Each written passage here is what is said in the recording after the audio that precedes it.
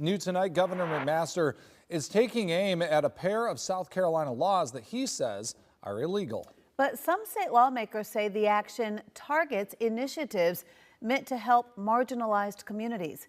Our State House reporter Mary Green explains.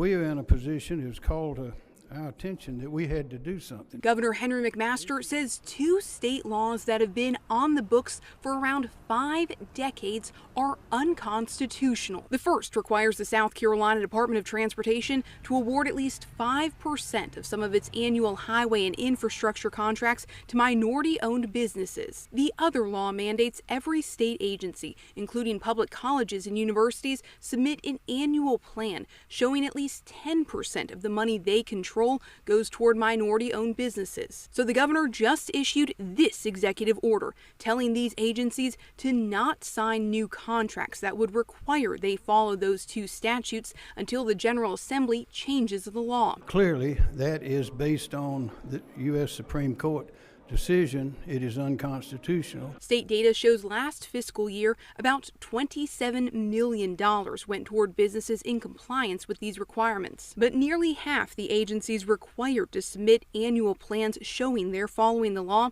didn't submit them. The governor says keeping these laws in place could threaten South Carolina's federal funding, citing U.S. Supreme Court rulings and executive orders from President Donald Trump. If we didn't comply with the Constitution as viewed by the Trump administration, as viewed by me, by the lawyers here, if we didn't abide, then our people would be losing federal money. But House Democratic leader Todd Rutherford says he doesn't believe that funding would have really been at risk. And he says the existing requirements were benefiting an already strong state economy. We need to understand that a rising tide lifts all boats. We do that because we take care of the least of thee. We take care of those that participate in the building of this state, not just enjoying its wealth without giving back to those that actually had to build it.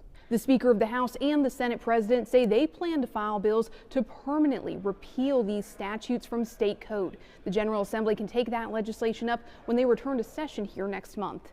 Reporting from the State House, I'm Mary Green.